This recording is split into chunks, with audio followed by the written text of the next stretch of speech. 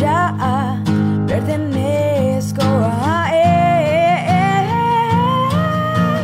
ya pertenezco a Cristo. Él pertenece a mí, no solo por el tiempo aquí, más por la eternidad.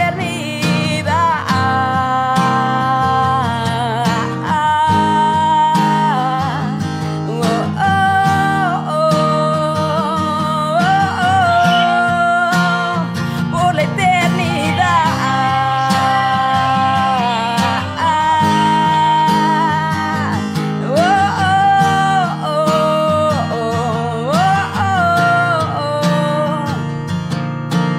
Gozo indecible inunda mi alma, ya libertado estoy y mi vida llena está de felicidad. Ya pertenezco a Él, ya pertenezco a Cristo, y Él pertenece a mí, no solo por el tiempo aquí, más por la eternidad.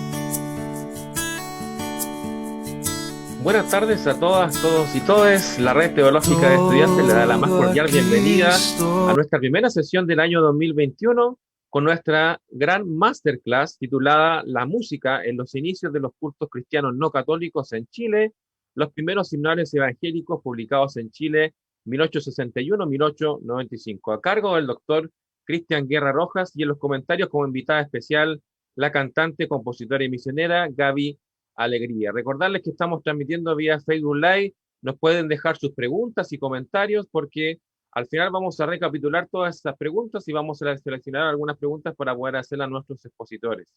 Contarles también que posteriormente a esta masterclass tenemos nuestra segunda sesión del Club de Lectura con el título Liturgia y Prácticas Ceremoniales del Culto Cristiano, con el ensayo del texto de Nelson Kears. Así que para los que están inscritos se pueden conectar posteriormente. Bien, vamos entonces con nuestra masterclass. El doctor Cristian Guerra Rojas es académico de la Universidad de Chile, doctor en Filosofía con mención en Estética y Teoría del Arte, Universidad de Chile 2008, magíster en Arte, mención Musicología, Universidad de Chile 2002, licenciado en Música, Universidad de Chile 1990 y profesor especializado en Historia de la Música y Análisis, Universidad de Chile 1994. El doctor Rojas cuenta con 25 minutos para su exposición, así que doctor Guerra tiene entonces, por favor, la palabra.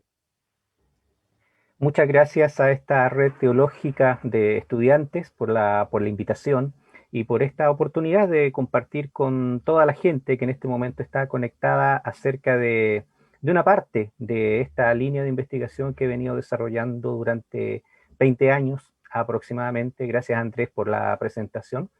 Así que a continuación, aquí aviso a Moisés, ¿no? el ángel de esta reunión, que empiezo a compartir pantalla.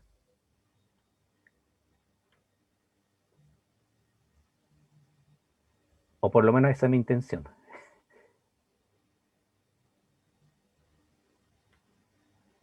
No sé si algo se ve en este momento. No se está viendo todavía, profesor. Ya, entonces ahí esperemos unos minutos. Sí. Mientras tanto, también les explico que, bueno, aparte de la presentación, podemos decir, académica que acaba de hacer Andrés respecto a mi persona, Les comento que yo soy yo nací en una familia evangélica y soy hasta el día de hoy miembro, integrante de una iglesia evangélica junto con mi familia. Ya, ahora sí estamos compartiendo. Ya, ahora sí deberían ver perfecto una presentación. Bueno, obviamente el título de esto es el mismo título del artículo que según entiendo la mayoría de ustedes ha leído, y eso es lo que quiero compartir a continuación. Y mi presentación consiste en 4 puntos, fundamentalmente. El primero, una contextualización general de este trabajo. A continuación, el resumen en la estructura del texto y algunos comentarios en torno a eso. Tercer punto que me parece siempre muy importante, especialmente para todos los que trabajamos en el ámbito de las disciplinas científicas, humanidades, etcétera, que es una actualización de algunas cosas que yo planteo en este trabajo que ya tiene algunos años. Y el cuarto punto, nuevas perspectivas en torno a esto. Fundamentalmente, el primero, una contextualización general de este trabajo. Lo primero es entonces la contextualización que yo propongo. Lo primero que tengo que aclarar es que mi disciplina base es la musicología y no la de las disciplinas científicas, humanidades.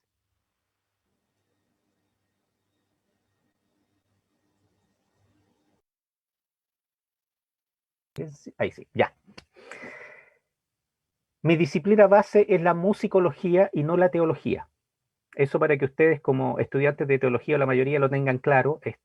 Yo no vengo de la teología, sino de la musicología, aunque por supuesto por el trabajo en esta área inevitablemente he tenido que tocar y llegar a entablar algún tipo de acercamiento, de diálogo, ¿no? Con eso. Pero yo vengo de la musicología, es decir, de la investigación en torno a la música en sus aspectos estructurales, contextuales, culturales, etcétera.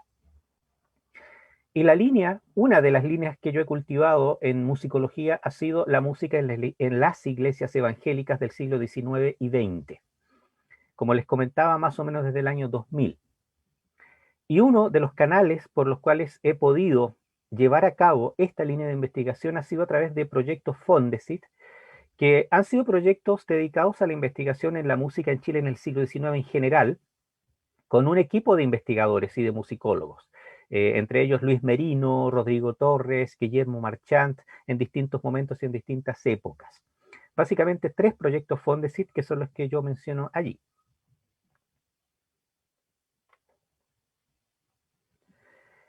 Y el resultado de esto han sido artículos, textos, ponencias que he presentado en distintas instancias, charlas y también cursos.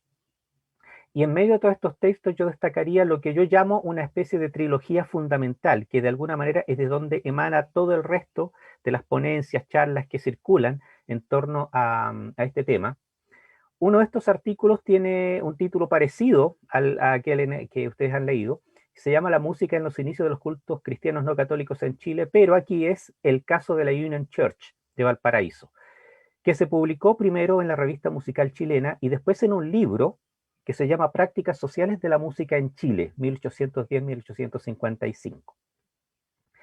El segundo artículo de esta trilogía es el que ustedes han leído, y el tercero se publicó en la revista Resonancias, que se llama El Himnario Evangélico de 1891, primer himnario protestante con música impreso en Chile.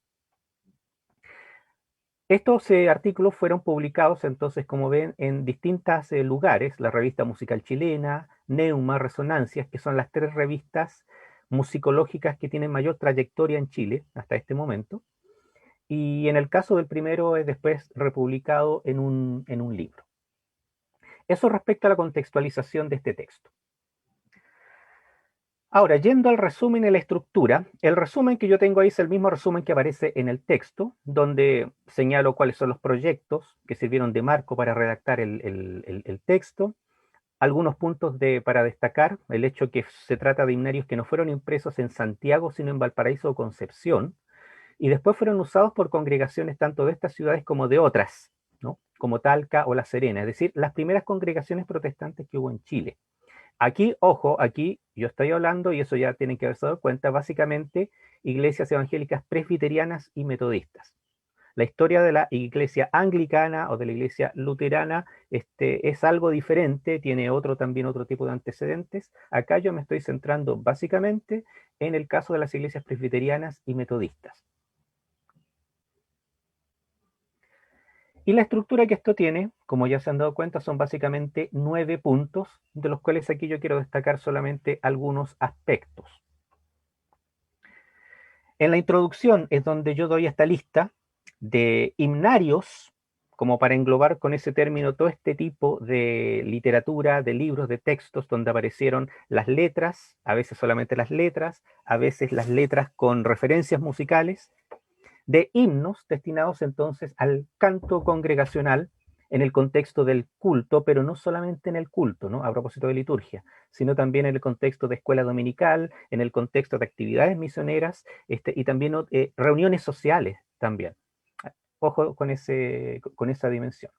Y en la lista que se encuentra ahí, son las cosas que se han encontrado hasta ahora, ¿no? Algunos todavía siguen sin ubicar, como dice ahí, solamente hay menciones en algunas fuentes secundarias, o fuentes primarias también, pero quizás haya otros, ¿no? No hay que perder la esperanza de encontrar estas cosas. El segundo punto de la estructura tiene que ver con el primero, ¿no? El primer himnario de la lista, que es la doctrina del Evangelio enseñada en cánticos e himnos sagrados de 1861. Un cancionero para una iglesia chilena aún inexistente, es lo que planteo, lo que desarrollo ahí. Y bueno, sobre esto no me quiero detener mucho porque justamente hay aspectos de actualización importantes que les voy a compartir después en torno a esta fuente en particular. El tercer punto del artículo, los folletos de Estrella de Belén y la obra presbiteriana en Santiago, Valparaíso y Talca.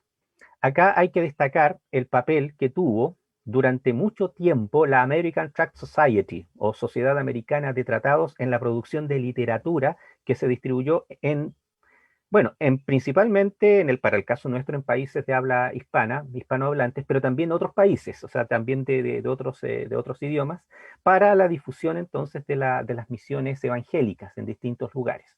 Y dentro de eso estuvo la publicación de Estrella de Belén, que eran estos folletos de 16 páginas, donde venían insertas partituras de himnos, cantos destinados a actividades misioneras y de la escuela dominical, y donde jugó un papel importante Henry Chauncey Riley, que es el caballero de la foto que ustedes ven a la izquierda, quien fue uno de los fundadores también de la Iglesia Episcopal en México, y que curiosamente nació en Santiago de Chile, nació acá, pero de familia extranjera. Posteriormente hizo sus estudios en otro lugar, y bueno, ya hizo carrera, y uno de los papeles que tuvo fue justamente la publicación de estos folletos. El cuarto punto, el himnario evangélico de 1871 y la revisión del 75. Aquí hay un papel crucial de los primeros misioneros presbiterianos que se establecieron acá, y también de Trumbull. Bueno, ustedes deben saber también esto. Trumbull no era presbiteriano, era congregacionalista. Lo que ocurre es que la misión que envió a Trumbull y posibilitó que él empezara a trabajar por acá, en un momento tuvo que ceder porque quebró todo lo que estaba a cargo, en el fondo se lo traspasó a la Iglesia Presbiteriana de Estados Unidos, de Nueva York, si no me equivoco, el consistorio de Nueva York, pero de por esos lados. Y de ahí entonces que los siguientes misioneros que llegaron fueron presbiterianos. Y llegó Nathaniel Gilbert, y llegó Alexander Merwin, cuya foto ustedes pueden ver allí. Bueno, y ellos en 1869, de acuerdo a la información que nos da Cecil McConnell, publicaron un himnario en castellano. De esa copia, de esa edición, hasta ahora yo no he encontrado rastro, pero sí de lo que a mi parecer es una segunda edición de este mismo himnario en el año 1871. ¿Y este himnario de dónde salió? ¿De dónde sacaron los textos? Lo que planteo ahí, lo que expongo ahí más bien, porque bueno, ahí yo hice el estudio correspondiente, es que las fuentes fueron los himnarios de William Harris Rule, un misionero británico que trabajó en España en el siglo XIX, y los folletos de Estrella de Belén. Este es, hasta ahora, el himnario más antiguo que se ha conservado y que fue usado o sea, certificado usado por las primeras congregaciones evangélicas chilenas. ¿Por qué? Porque muchos, no todos, pero algunos, no muchos, algunos de los himnos que están aquí después se siguieron usando. Bueno, y acá me detengo brevemente en algunos de los autores que aquí yo menciono y que indirectamente y a lo mejor sin querer y sin imaginarse contribuyeron a este primer himnario. Tomás González Carvajal, que era católico, pero publicó los salmos puestos en verso castellano en 1819, que no fue una obra concebida para el canto en el culto, pero de allí Ruhl extrajo algunos salmos y los convirtió en himnos, pero por supuesto recurriendo a ciertos mecanismos muy especiales. Y aquí yo describo un caso de sintonización, es decir, un procedimiento en el cual se toma de distintas partes, de distintos poemas y se arma un himno. Y eso fue lo que hizo Ruhl, por ejemplo, en este caso. Ahí ustedes pueden ver el Salmo 100 o 99. Bueno, ustedes saben también eso, la diferencia de la numeración de los salmos de acuerdo a la traducción, que si es la fuente hebrea, griega, en fin. Bueno, Salmo 100 o 99, de acuerdo a cómo lo escribió, lo publicó Carvajal. Fíjense sobre todo en el último artículo, en las últimas estrofas donde dice de un siglo en otro siglo, pasando las edades. Bueno, y este otro es el Salmo 117, en el Salterio de Carvajal, del uno al otro polo, o gentes y naciones, etc. ¿Qué fue lo que hizo Ruhl? Tomó el Salmo 117 y ese último pedazo del Salmo 100 y lo convirtió en un himno de 4 estrofas, porque calza métricamente, del uno al otro polo, gentes y naciones, y ahí lo tiene. Y así apareció entonces en los himnarios de Ruhl, distintas ediciones, distintos arreglos, cambios de ortografía, ahí no me voy a tener mucho, hasta llegar al himnario chileno de 1871, donde el primer himno, el número 1 que aparece, es justamente este, del uno al otro polo, o gentes y naciones, etcétera, etcétera, etcétera. Y ahí podrán notar también algunos detalles, cambios, por ejemplo, acá hay uno que a mí me llama mucho la atención, en el penúltimo verso, cuarta estrofa, en el texto original dice, de su verdad completos los dones gozarán, los últimos versos. En cambio, en la versión publicada en este himnario del 71 dice, y a su ley sujetos, sus dones gozarán. Ahí yo creo que hay un énfasis teológico interesante que querían dar estos misioneros al respecto. Cuarto punto de la estructura del texto, el himnario evangélico de 1871, o sea, dentro del cuarto punto, el siguiente himnario en realidad es la revisión de 1875, de este mismo himnario del 71, que yo digo que es del 69 en realidad, hecha por el mismo Merwin, pero también por Samuel Julius Christen, que fue un misionero presbiteriano de origen suizo que llegó en estos años y que después tuvo un papel muy destacado en el desarrollo del proyecto educacional de la iglesia. Pero es una edición profundamente revisada, se descartaron algunos himnos, se agregaron otros, especialmente adaptaciones que encontramos en la primera edición del himnario de Juan Bautista Cabrera. Juan Bautista Cabrera fue uno de los principales líderes de la Reforma en España a fines del siglo XIX y fue el primer obispo de la Iglesia Evangélica Reformada Española, la IERE. Y fue el traductor de varios himnos importantes, Santo, Santo, Santo, Firmes y Adelante, Castillo Fuerte en Nuestro Dios, creo que con eso basta, ¿no? Y ahí tenemos entonces la lista de esos himnos. Y aquí tenemos la comparación para que vean. A la izquierda, del uno al otro polo, himno número 1 del himnario del 71. Al centro, el mismo himno tal como aparece en el himnario de Cabrera, que apareció también en 1871, la primera edición. Ahí pueden darse cuenta de algunos cambios. Mientras en la versión primera dice del uno al otro polo, o gentes y naciones, o pueblos y regiones, al Señor alabad. Fíjense que Cabrera dice del uno al otro polo, o pueblos y naciones, con plácidas canciones a Dios glorificad. Y algunos cambios más que hay después. Y a la derecha aparece el mismo himno como está en esta revisión del himnario chileno en 1875, y podrán notar que tomaron la versión de Cabrera. Es la versión de Cabrera, con algunos leves cambios por ahí, pero es básicamente la versión de Cabrera. El quinto punto de este artículo lo dedico a, en realidad, no un himnario propiamente tal, sino una selección de himnos que se publicó en 2 números sucesivos del periódico evangélico La Alianza Evangélica, de 1880. Lo interesante de esta selección, más allá de algunos detalles de contexto de los que yo hablo en el artículo, es que aparecen con referencias a música, concretamente a un himnario que había publicado la Sociedad Americana de Tratados, llamada Himnos y Cánticos con la Música. Entonces, en esa lista aparecen, perdón, ahí me adelanté un poco, ahí sí. Aparecen la mención de cada himno, aparecen las letras, pero también una referencia a dónde encontrar la música en ese himnario, Himnos y Cánticos con la Música. Por lo tanto, ahí ya encontramos una referencia de con qué se pudo haber cantado cada una de las letras de esos himnos. Ahora sí, vamos al sexto punto.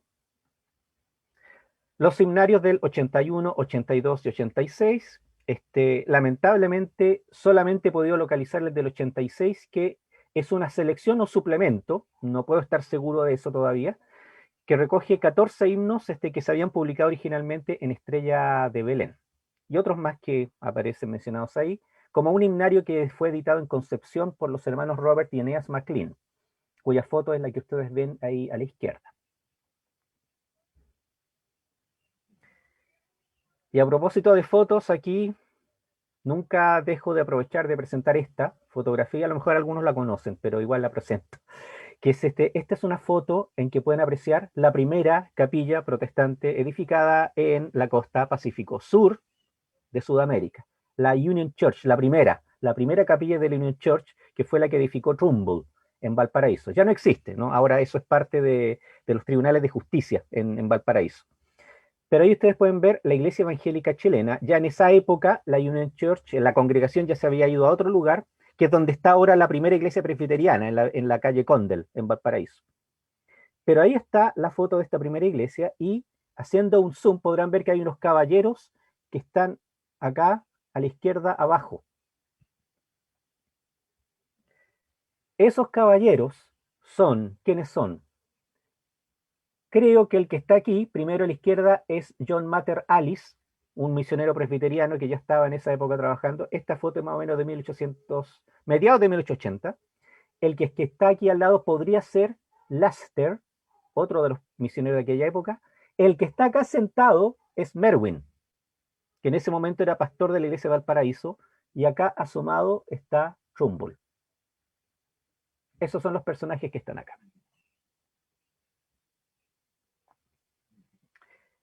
Y esto, no sé si lo conocen, pero es una fotografía, una de las pocas que se ha conservado, de la primera iglesia evangélica en Santiago de Chile. La iglesia evangélica de la Santísima Trinidad, que estaba en la calle Nataniel, esquina Alonso Valle. Ahora hay un edificio ahí, y al frente hay una compañía de bomberos. Pero ahí es donde estuvo la primera iglesia evangélica. Que ustedes saben, se edificó, después hubo un incendio, al parecer intencional, y después se reconstruyó allí mismo. Esta es la iglesia evangélica de la Santísima Trinidad, primera iglesia evangélica en Santiago. Y llegamos al séptimo punto, el himnario evangélico de 1891, que fue hecha por una comisión de misioneros presbiterianos. Guillermo Dodge, John Mater Alice, que le mostraba la foto, Samuel Christen, el mismo que trabajó en la revisión del 75, Guillermo William Boomer, que era músico y fue uno de los contribuyentes más importantes, quizás fue el líder realmente de esto, y finalmente Santiago James Garvey. Y hay una mención que hacen en el prólogo de este himnario, donde reconocen su gratitud hacia distintas personas, entre ellos Francisco Díez, que fue en esa época ya era el pastor, justamente de la iglesia de la Santísima Trinidad en Santiago, Delfina Hidalgo, que la menciona también ahí, Alberto Morán y otra gente más. Y en esta foto, que es aproximadamente de 1890, ahí dice de los 1880, en realidad es de 1890 esto aproximadamente, pero lo interesante es que justo en esta foto aparecen estos 5 personajes. Ahí está Dodge, que era yerno de Trumbull. Ahí tenemos a John Mater Alice. Ahí está Samuel Christen. Boomer, William Boomer. Y James Garvey. los 5 misioneros que fueron la comisión que armó este himnario de 1891. La importancia de ese himnario, como les vuelvo a decir, es porque fue el primer himnario con música publicado en Chile, con partitura. Bueno, y aquí llegó a este punto, y aquí también al respecto, una explicación, aunque no es mucho lo que puedo decir. No recuerdo por qué razón en el texto que se publicó en Neuma no se publicaron los ejemplos musicales. No me puedo acordar en este momento por qué razón fue. Para compensar eso, aquí lo tienen. Aquí está el primer ejemplo, que es justamente del himno del uno al otro polo, que tiene la importancia que yo les comentaba. Y aquí es la música con la que aparece en el himnario de 1891 y que también en la misma música o partitura que se propone en Himnos y Cánticos con la música del himnario ese de 1877. Entonces, para que tengan una idea, aquí la tienen.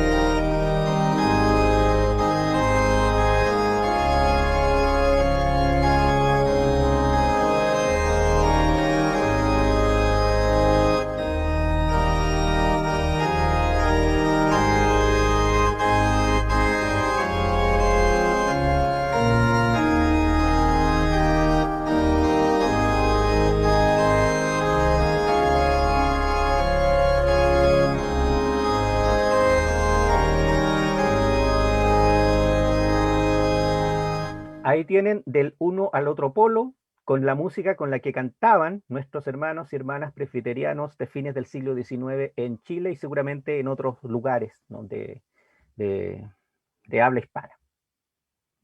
Bueno, y otra cosa, punto importante, es que en este himnario evangélico, como les decía, aparecen también nombres y sobre todo nombres de autores o compositores de himnos en Chile. William Boomer, que compuso 14 tonadas hímnicas, melodías para himnos y que aparecen por primera vez aquí. John Mater Alice, que escribió una, y aquí la tenemos, doña Delfina María Hidalgo González, que compuso también una letra y una melodía para un himno de temperancia, eso que tiene que ver con uno de los principales ideales de los protestantes en esa época, la lucha contra el alcoholismo, etc. Lucha que por lo demás está lejos de acabarse, pero bueno. Y doña Delfina María Hidalgo González, nacida en 1859, no 62, como aparece por ahí en algunos lugares, 1859, y fallecida en 1943. Un personaje muy interesante. Y bueno, y no está de más decir, la primera persona en Chile que escribe himnos es ella, doña Delfina.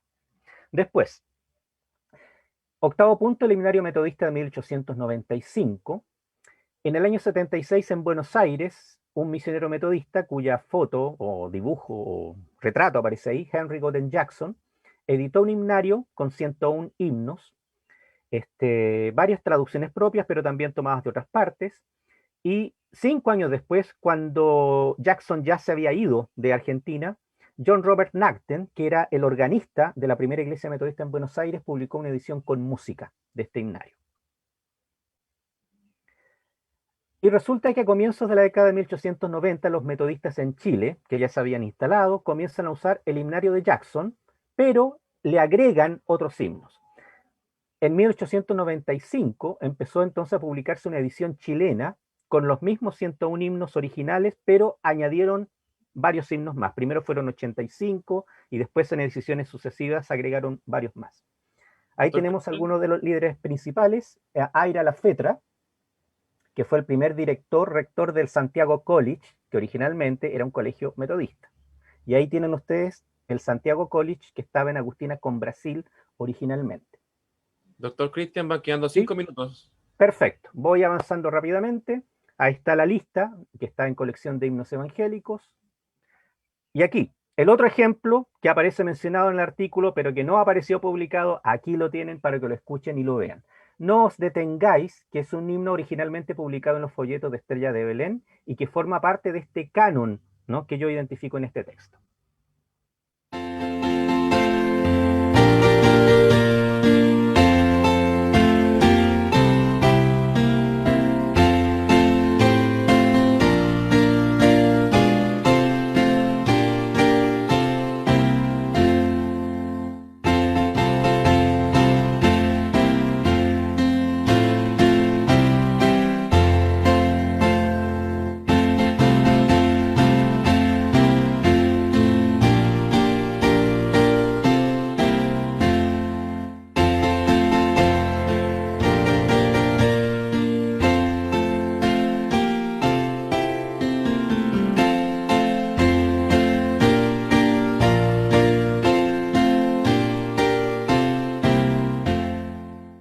ahí tienen entonces el ejemplo.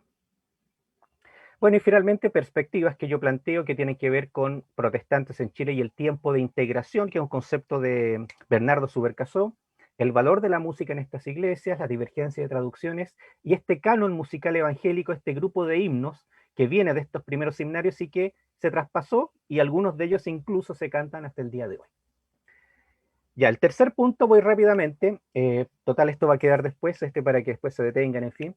La actualización. Lo primero hay que decir que después de algunos años de haber escrito este texto, descubrí que apareció el ejemplar de la doctrina del Evangelio enseñado en Cánticos e Himnos Sagrados en la Biblioteca Nacional, así que fue rápidamente para allá. Tomé las fotos cuando se podía tomar todavía de estas cosas y pude entonces hacer una producción. Y ya puedo decir a estas alturas que ya no tengo duda en este momento de que la autoría pertenece a Pablo Sánchez Ruiz. Bueno, y ahí doy algunos detalles entonces de por qué no se menciona en el libro de Myers Brown, en fin, y otros detalles respecto a lo que digo en el artículo. Algunos otros puntos interesantes. En la Biblioteca Británica se conserva un ejemplar de himnos y cánticos para el santuario de 1885. Quizás alguien que estuviese en Londres a lo mejor pudiese darse una vuelta en algún momento cuando las circunstancias lo permitan y ver qué se puede hacer al respecto. Algunas distinciones importantes que habría que después hacer entre himnarios de letra e himnarios de letra con referencia a música. Lo importante es que la diferencia de enfoque entre los seminarios de Ruhl y los folletos de Estrella de Belén. Los de Ruhl tienen un enfoque, podemos decir, con propósitos más litúrgicos que los folletos de Estrella de Belén, que tenían más bien objeto educativo y misionero. Himnos y cánticos con la música, la fecha más probable es 1877. Y por último, en Biblioteca Nacional se conserva otra edición del Himnario Evangélico Presbiteriano de 1904, donde se muestran ya también algunos cambios en cuanto a los contenidos de esta colección. Y para terminar, nuevas perspectivas que yo planteo, y por supuesto puede haber más. Espero en algún momento hacer un estudio más pormenorizado de la doctrina esta de 1861, de los himnos sagrados de Horacio Mendizábal, que fue un poeta afroporteño, y algunos de cuyos textos fueron tomados por Jackson en su himnario, y muchos de estos textos se siguen cantando, especialmente en las iglesias pentecostales. Por ejemplo, Un ancla tenemos, eso es Mendizábal. Y también himnos y cánticos con la música. Y la otra cosa que también en algún momento me he planteado, y es la propuesta de musicalización para estos himnarios de letra. ¿Con qué música se cantaban? Tenemos ciertos elementos como para proponer, eventualmente, y decir probablemente con tales tonadas se cantaron o pudieron haberse cantado. Ya, con eso termino entonces mi presentación. Dejo de compartir pantalla, entonces en este momento. Muchas gracias, Y doctor. agradezco. Muchas gracias por su exposición. La verdad que interpela mucho conocer la historia de la himnología, las características, el simbolismo, los himnarios evangélicos. Interpela mucho justamente a la reflexión teológica y a la fe evangélica protestante en general. Así que muchas gracias. Contarles que pueden seguir haciendo sus comentarios o preguntas vía Facebook Live para que después podamos recapitularlas y hacer las preguntas al final de la sesión. Bien, vamos con nuestra segunda invitada. Ella es Gaby Alegría, cantante, compositora y misionera, licenciada en Artes con mención en Teoría de la Música por la Universidad de Chile. Sus trabajos musicales Ojos Vendados 2017 y Quebrada 2020 han sido presentados en Chile, Paraguay y Portugal. Le decimos a Gaby que tiene 10 minutos aproximadamente, más o menos, para hacer sus comentarios y preguntas en su exposición. Gaby, tienes la palabra. Hola, muchas gracias a todos los que nos están viendo. Gracias por la ¿Estás silenciada, Gaby? invitación ¿ahora se escucha? Creo que... No se escucha aún. A ver. ¿Se escucha ahí? No, no se escucha. Yo la escucho, no sé. Sí, a ver.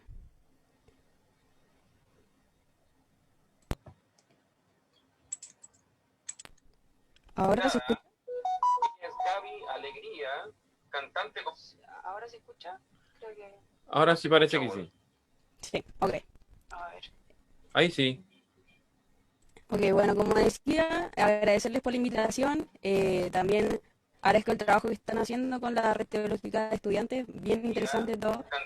Eh, de acuerdo como a la exposición del profesor, bueno, para los que no me conocen, yo también estudié en la Universidad de Chile, fui alumna del profesor Cristian Guerra, y escuchando la exposición y todo eso me hace mucho pensar en la importancia que tenía la democratización de estos cantos, cómo era tan importante para la comunidad poder tener el acceso a este material, porque en varias ocasiones escriben y piden, por favor, envíenos más himnarios, la preocupación de poder imprimir más himnarios, y eso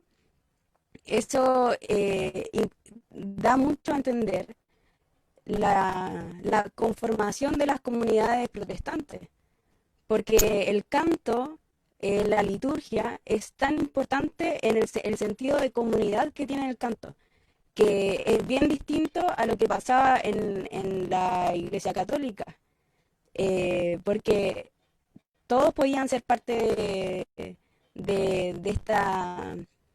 No era un privilegio el poder como el canto congregacional, sino que era algo que quería hacer como extendido. Me llama mucho la atención también el tema de los himnarios, que hayan sido inicialmente solo letras y posteriormente con música, con partitura. Y también me llama mucho la atención las partituras que después salen en los himnarios, porque el profesor conoce también que carecen de muchos detalles, porque no hay un tempo, por ejemplo, en las partituras de himnario, no hay una intención o algo que pueda como dar con mucha claridad que en todas las congregaciones se cantaba igual. Entonces, probablemente vamos a encontrar en la historia que en muchos lugares se cantaban como las mismas letras, pero podría ser con la misma melodía, pero probablemente en distintos tempos, distintos estilos, acomodándose, ¿cierto?, a la realidad de cada congregación. Entonces yo le quería preguntar igual al profesor Cristian, ¿qué, qué opina de eso? ¿Cómo ha influido esta intención, ¿cierto?, de democratizar los himnos y los himnarios? ¿Cómo influye en la liturgia finalmente de la iglesia protestante? Ya, ahí abrí audio, no sé si me están escuchando bien, debería ser así. Sí. Ok, a ver, mira, la pregunta en realidad es más amplia de lo que se cree. Lo primero que habría que decir es que obviamente creo que la música para las iglesias evangélico-protestantes ha permitido el desarrollo de una identidad, es decir, de un sentido de pertenencia, en este caso de pertenencia, y eso fue fundamental en esos primeros años. Recordemos, acuérdense todos, ¿no?, que en el siglo XIX la iglesia oficial era la Iglesia Católica Apostólica y Romana en Chile, porque así lo decía la Constitución Política de 1833, a propósito de constituyente y todas esas cosas. Bueno, en ese momento la Constitución decía eso. Entonces hubo muchos problemas, hubo persecuciones, hubo hostigamiento, todo eso hubo. Entonces era muy importante el que estas primeras congregaciones pudieran fortalecerse, y una de las vías fue la música y el desarrollo entonces de una identidad en torno a eso.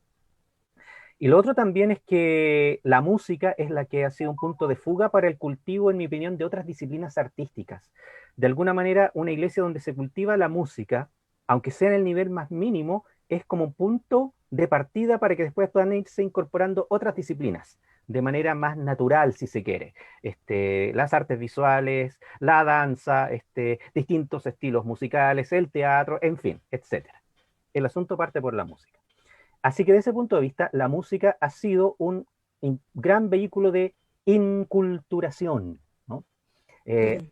A propósito del trabajo de Kirst, uno de los detalles que tiene la traducción con la que ustedes trabajaron es que hay algunos detalles de traducción. Por ejemplo, en el artículo de Kirst se habla de aculturación, Y bueno, los que se manejan en humanidades y ciencias sociales saben que aculturación tiene la connotación exactamente contraria a la que se menciona en el artículo de Kirst. En realidad debería ser inculturación. Bueno, es un problema de un detallito de traducción.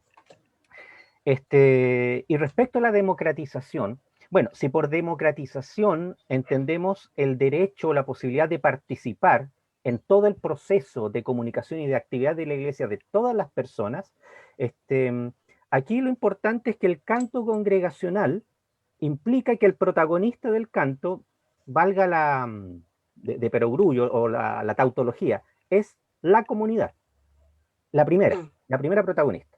El canto congregacional, que es la gran herencia musical de la Reforma Protestante clásica, implica ese principio. Y ese principio en realidad no es otra cosa que la plasmación en la práctica musical de la doctrina del sacerdocio universal de los creyentes. Es eso. Ahora bien, eso no quiere decir que no existan equipos de música, equipos de liturgia o personas que han sido especialmente dotadas, como el caso de Gabriela o muchos más, y han desarrollado su musicalidad para edificar y servir al resto de la comunidad. Pero lo importante es que la práctica del canto y de la música no sea privilegio de un grupo chico, de una élite dentro de la iglesia. De hecho, el propio Trumbull habló en contra de eso. Eso yo lo cito en el artículo ese de la Union Church, donde Trumbull habla en contra de la costumbre de los coros cuartetos, o sea, de estas que se hizo muy habitual, parece en varias iglesias de Estados Unidos, algo así como un número especial, pero que prácticamente se tomaba todo el culto. Y para Trumbull eso era muy grave, porque para él lo importante era que la congregación cantara, que la congregación pudiera participar. Así que eso podría comentar, ¿no? Respecto a tu pregunta. Claro, sí. Es interesante como trayéndolo un poco a la actualidad. A mí personalmente me parece que no estamos lejos de lo que pasaba anteriormente, no con los himnos ahora, pero sí con las canciones populares que se han instaurado en la música cristiana. Porque también tenemos este tema de las traducciones, que hay diferentes tipos de traducciones en diferentes iglesias, y también en la libertad que hay como del estilo que tiene cada congregación, como la independencia que existe en cada congregación para adaptar esta música a su espacio. Eso tiene mucho que ver con esta forma de que la comunidad construye el espacio o construye la forma de hacer liturgia, porque se adapta a la realidad de cada lugar y de acuerdo, por ejemplo, a los instrumentos que tenga la comunidad, las personas que tenga la comunidad, y esta idea como de integrar, ¿cierto? Es como muy típico de las iglesias, como hacer talleres de música para que más gente pueda participar, traspasar estos conocimientos, y vemos igual algunas canciones que se han transformado como en, no diría himnos, pero sí como muy populares, que ya son como cantadas en mucha diversidad de iglesias a lo largo de la línea protestante o evangélica, que uno podría encontrarlas tanto en iglesias pentecostales como presbiterianas, las mismas canciones, y cada una con su estilo, algunas con diferencias de traducción, en diferentes tonalidades, acomodándose a los que cantan las canciones. Entonces es bien interesante como, a pesar de la diferencia histórica, igual se repiten esas cosas donde prima lo que usted decía, que era que la comunidad pueda realizar esto, y no que sea un privilegio de una élite en cada iglesia. No sé si tenemos algunas preguntas en las redes sociales. Sí, Javi, tenemos una pregunta que nos acaba de llegar, la quiero leer. Dice, ¿cómo es procesada, recibida y transformada a través de esta tradición musical en Chile y su retórica a través del tiempo y desde el verso? Esa es la pregunta. Sí, a ver, ahí habría que también hacer una distinción entre lo que sería la dimensión de la letra y a lo mejor la dimensión de la música, ¿no? Al respecto. Bueno, en cuanto a la letra, ahí yo les mostré, ¿no? En el caso del ejemplo, cómo efectivamente acá los misioneros, cuando imprimieron esos primeros himnarios, tomaron algunas decisiones, o sea, hubo algunos cambios de letra que yo creo que fueron absolutamente intencionales y había por ahí ciertos trasfondos o énfasis teológicos, misioneros que querían subrayar. Entonces ya ahí tenemos una dimensión de transformación. En otro momento, que es cuando, por ejemplo, del uno al otro polo, prefieren adoptar la versión de Juan Bautista Cabrera, o sea, la modificación de Cabrera, y ahí tiene que ver también ya a lo mejor con una dimensión más bien estética, porque al hacer la comparación en realidad suena mejor, suena para la mayoría a lo mejor la versión de Cabrera que la versión anterior, ¿no? Cosas por de ese estilo. Y yo creo que hay varios detalles. Bueno, hace algunos años yo publiqué en una revista del Seminario Bautista un trabajo sobre Castillo Fuerte es nuestro Dios y los detalles de las distintas traducciones, como fueron apareciendo en Chile, por lo menos desde fines del siglo XIX hasta hoy, y como por ejemplo en el himnario de 1891, Castillo Fuerte fue publicado solamente con 3 estrofas. Le quitaron la cuarta. Ahí yo especulo un poco por qué fue lo que pasó ahí. Pero bueno, el asunto es que se publicó con 3 estrofas y fíjese que hasta el día de hoy, especialmente en himnarios pentecostales, sigue reproduciéndose Castillo Fuerte de nuestro Dios con solamente esas 3 estrofas. En cambio, en los himnarios de otras iglesias se recupera la cuarta estrofa, pero hay algunos cambios también a nivel de la letra, ¿no? Lo que decía Gabriela, hay efectivamente cambios que tienen que ver con las costumbres de la comunidad, cómo se han aprendido mucho de estos cantos también, pero yo creo que también en varios casos hay ciertas intervenciones de los editores de los himnarios que quieren dar mayor énfasis teológico o ciertos matices para cambiar cierto tipo de detalles. Este, a propósito, bueno, esto respecto a la letra. Ahora, en cuanto a la música, también Gabriela mencionó algo interesante. Francisco Díez, que era el pastor, como les decía, de la Iglesia Presbiteriana de Santiago cuando se editó el himnario de 1891, no recuerdo si es en este artículo o en el otro que donde estudio ese himnario en particular, pero ahí yo cito un comentario que él hace respecto a que en Chile las congregaciones tendían a cantar más lento los himnos, porque Francisco Díez, que venía de Europa, tenía otra referencia al respecto. Bueno, y al respecto, yo he escuchado varias veces un mismo himno cantado en distintas congregaciones, y especialmente en el caso de algunas congregaciones pentecostales, yo he notado que se tiende a cantar los himnos con una velocidad mucho más lenta que como se canta en otras congregaciones.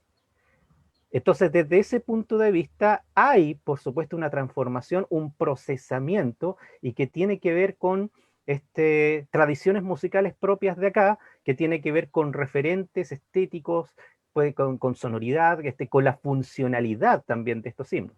Acuérdense que en el caso, por ejemplo, de las iglesias pentecostales, todos los puntos de predicación, el hecho de ir marchando, tocando y cantando el coro, todo eso incide en una velocidad de los himnos que es diferente a aquella que se puede adquirir en el momento en que cantamos solamente dentro de un recinto.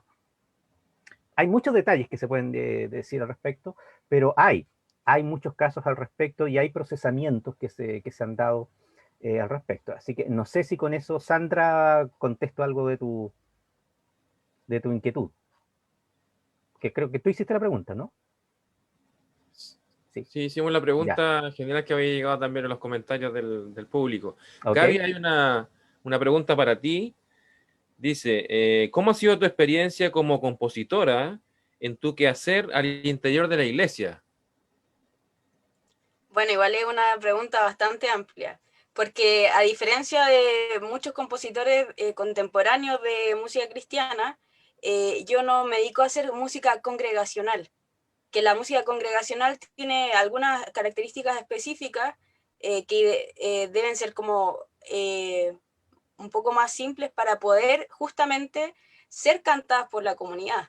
O sea, uno no puede hacer una música tan compleja vocalmente y limitar a la congregación a poder interpretarla. Entonces, en mi caso particular como compositora, me he dedicado principalmente a hacer música cristiana, pero no congregacional, sino que como una cosa como más como para poder ser escuchada. Sí he tenido otras experiencias como intérprete o como directora de grupos musicales dentro de iglesias. Me ha tocado participar en formación de grupos de música en diferentes iglesias y también he apoyado a diferentes iglesias en el área de la música. Y ha sido bien interesante poder ver esta diversidad en la iglesia, justamente también hablando de los himnos y cómo uno como músico tiene que adaptarse, donde siempre tiene que primar el servicio a la comunidad.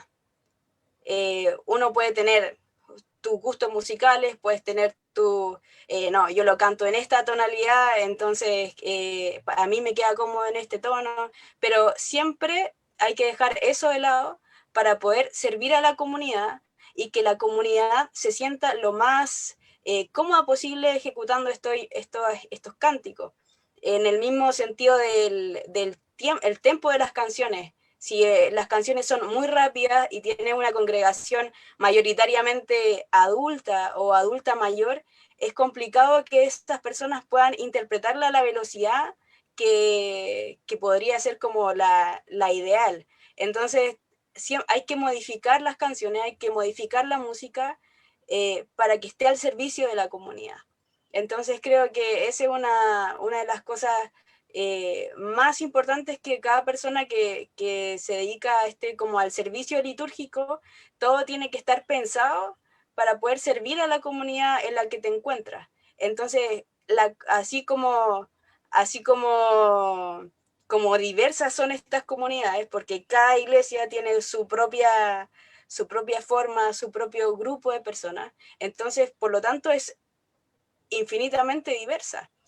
Entonces, principalmente uno como músico o como ministro tiene que conocer a su comunidad para saber de qué manera poder servirle mejor. Justamente, muchas gracias, Gaby. Y profesor, también una pregunta para usted. ¿Cómo encuentra que debería ser el rescate mucho más fuerte de la himnología cristiana ante una iglesia que ha trabajado ya a veces canciones más de balada o ha mezclado la balada pop un poco en sus cultos? ¿Cómo encuentra usted que debería ser mucho más fuerte el rescate de los himnos de la himnología cristiana en las iglesias? Yo creo que es siempre importante tratar de hacer un reconocimiento, saber quiénes nos precedieron.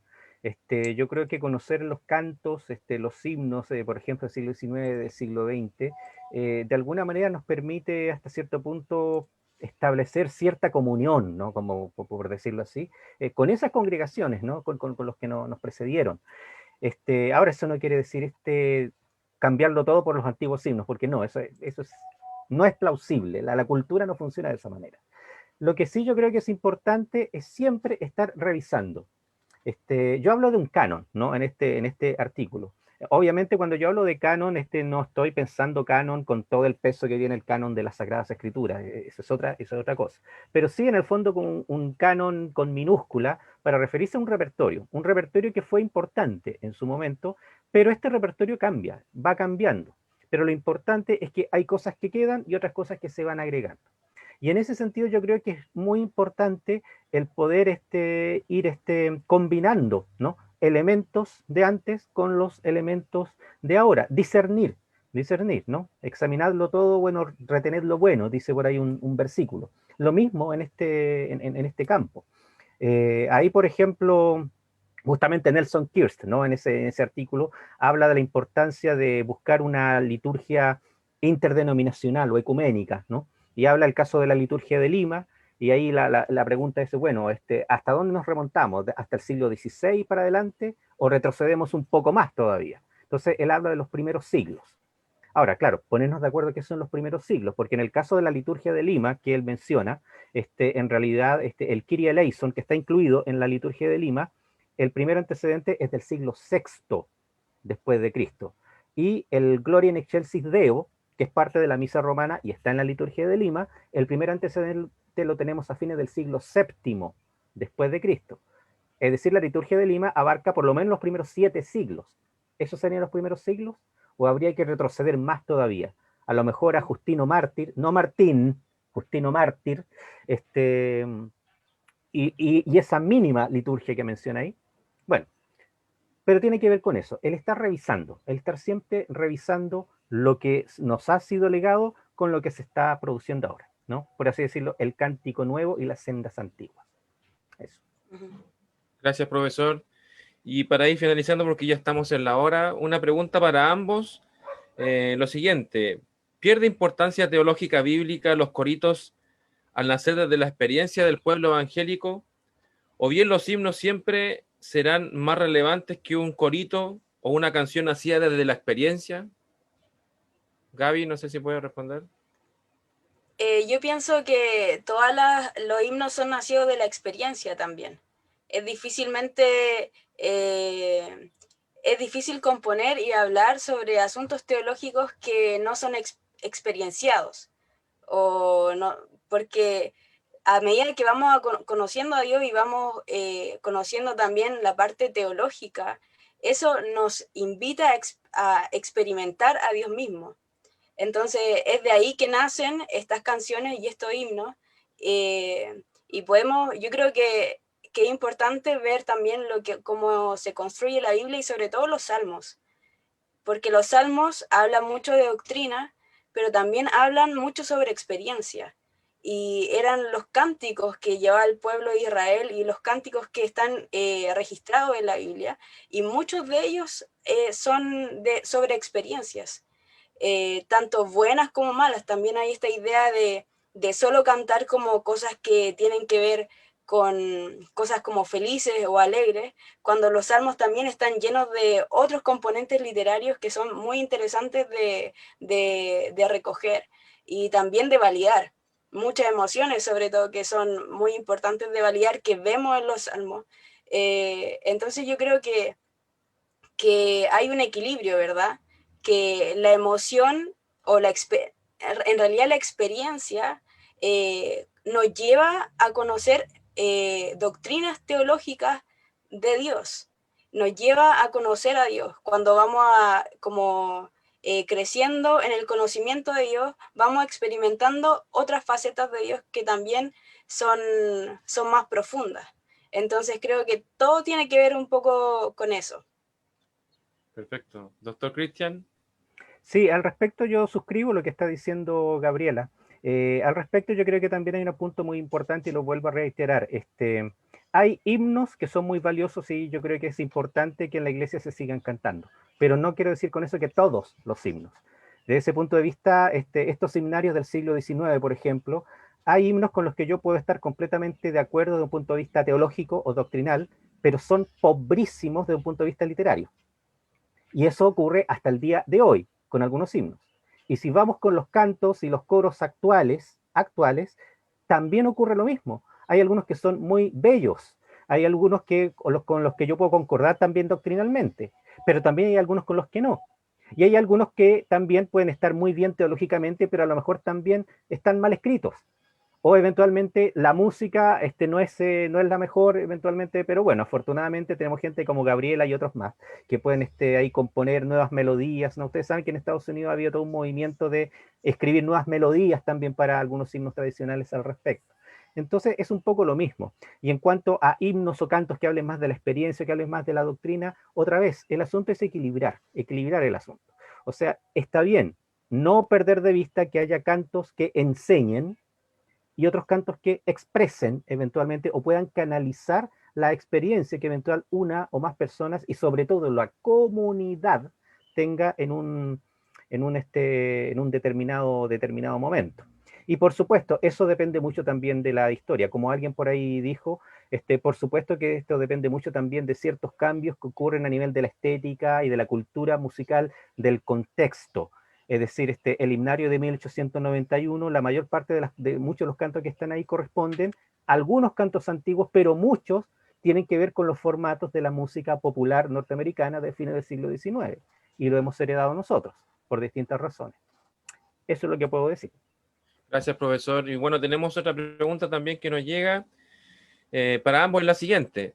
Todo parece indicar que en la himnología ha habido un proceso de desracionalización musical en ese sentido, de descomplejizarla.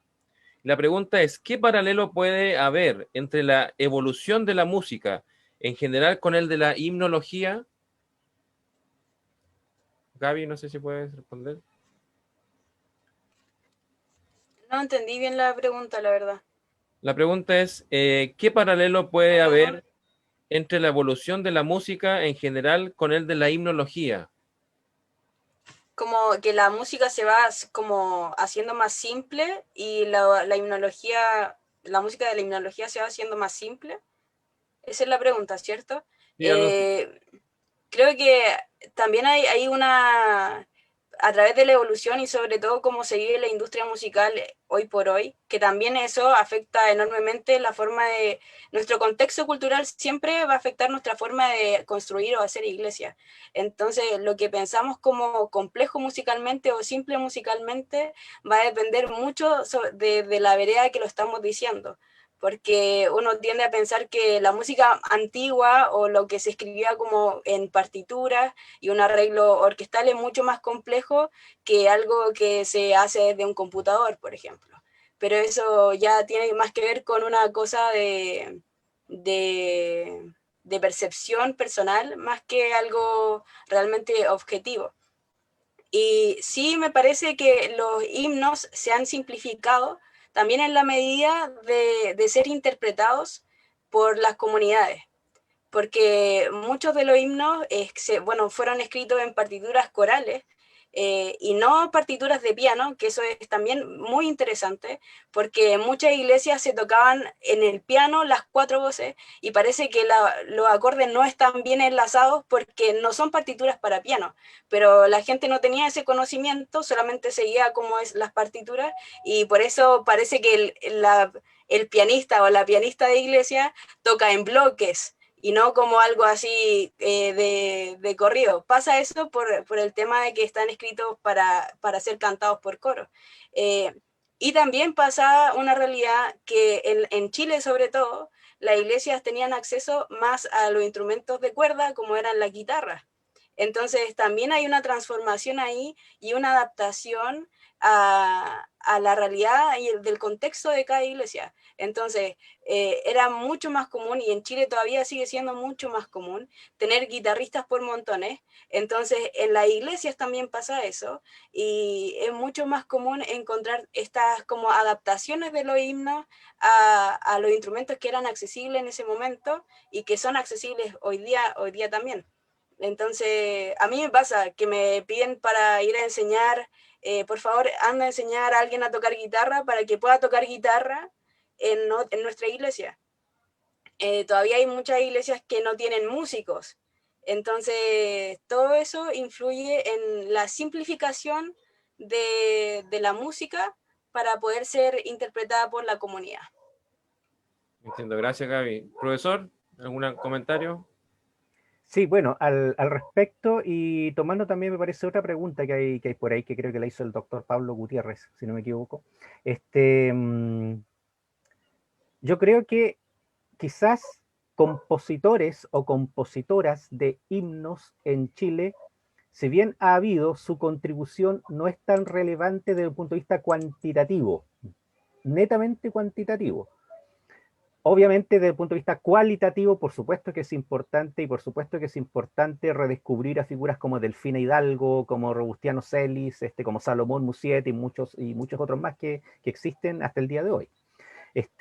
Pero una cosa es la dimensión de la composición y otra cosa es la dimensión de la práctica musical propiamente tal, que tiene que ver con nuestro entorno cultural. Y ahí es importante lo que está diciendo Gabriela, cómo acá se han producido procesos de inculturación que son propios de acá, son propios de Chile. Es decir, aunque en un principio a lo mejor cueste reconocerlos, hasta el momento en que uno sale se da cuenta de que acá, como sea, se cantan o se tocan los himnos, los cantos, de una manera diferente. Hay algo diferente a cómo se cantan y se tocan en otros lugares y en otros países, incluso dentro de Hispanoamérica.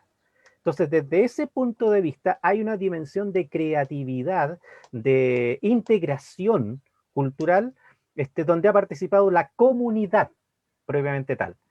Entonces, quizá no tengamos tantos nombres individuales, como decir compositores, compositoras de la mayor parte de los himnos, pero sí tenemos comunidades, tenemos iglesias que a través de los pocos años o pocos siglos, comparados con los siglos de Europa, han hecho respecto a la consolidación de algo así como una identidad o trazos de una identidad musical protestante. Y que por supuesto siempre está en diálogo con lo que ocurre, como digo, musicalmente en el resto del continente, ¿no?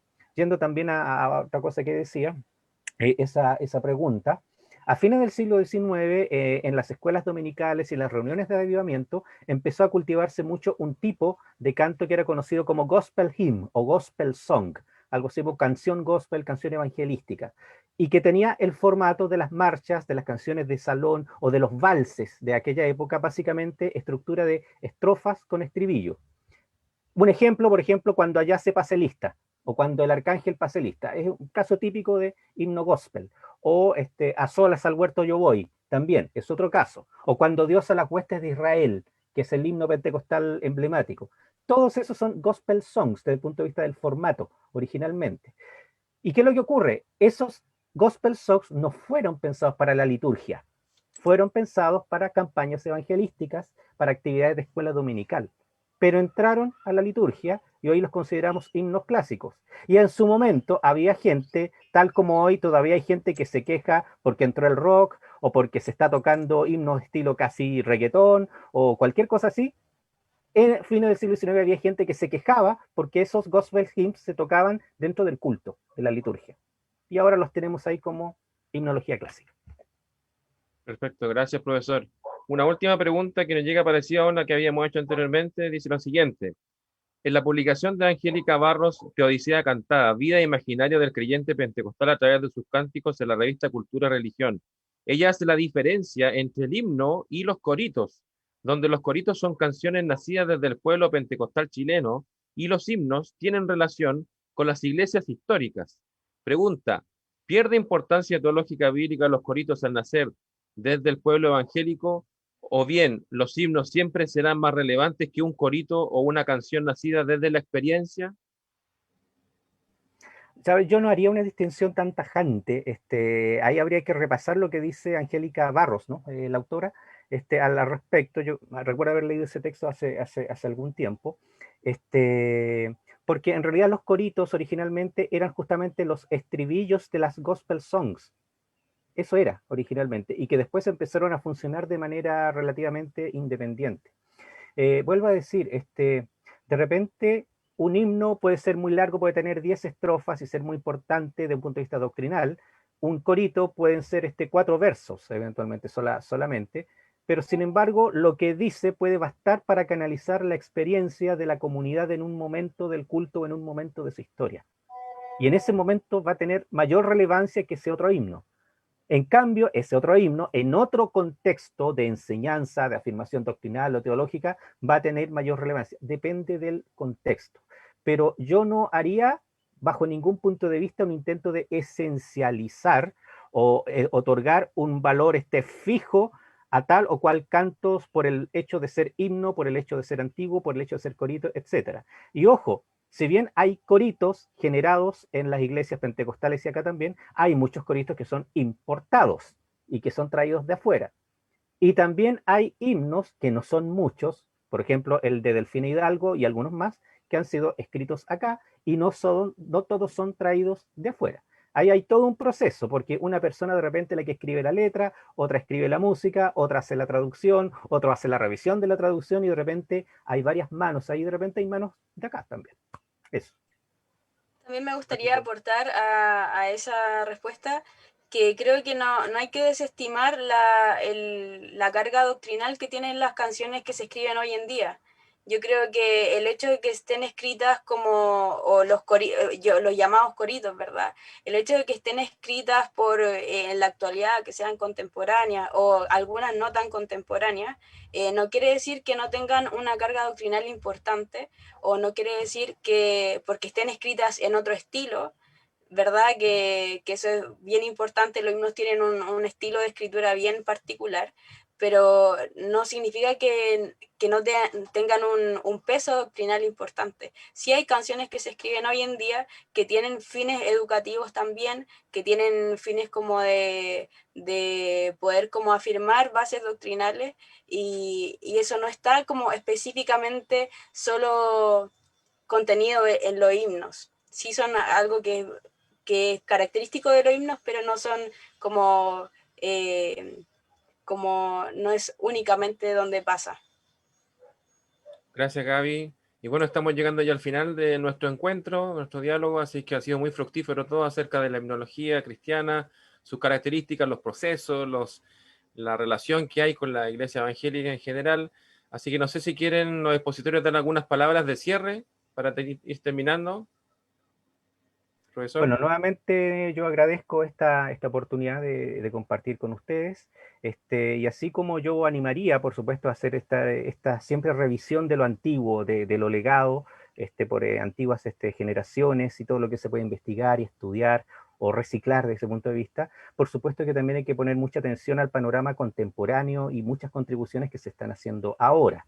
Y al respecto les digo, por favor, les encarezco, Santiago Benavides no es todo lo que hay actualmente. Hay mucho más que Santiago Benavides. Está Gabriel Alegría, por ejemplo, y están muchos. No miremos tampoco, no minusvaloremos de repente los aportes de gente de otras iglesias, incluso de la Iglesia Católica, por ejemplo, Cristóbal Fons, ¿no? Que hay cosas muy interesantes también que rescatar por ese lado. Así que a seguir apoyando la música y sobre todo la participación de todos, ojalá de la mayor cantidad de gente posible en la iglesia, en el culto y en las demás actividades. Gracias, profesor. Gabriela. Bueno, yo también me despido, muy agradecida de la invitación, y volver a repetir, hacer hincapié en una cosa que dije, que todo el acontecer musical que sucede en la iglesia y en la liturgia tiene que estar al servicio de la comunidad, ya sean himnos, ya sean canciones, sean coritos, como le llamemos, va a depender de la comunidad a la que estamos sirviendo.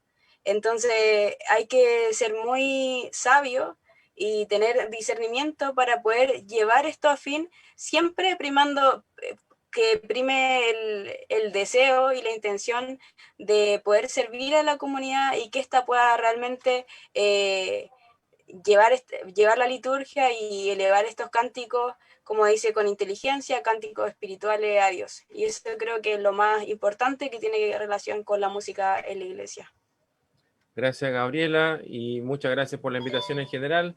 Y a todos los que nos escucharon, gracias por los comentarios, por las preguntas.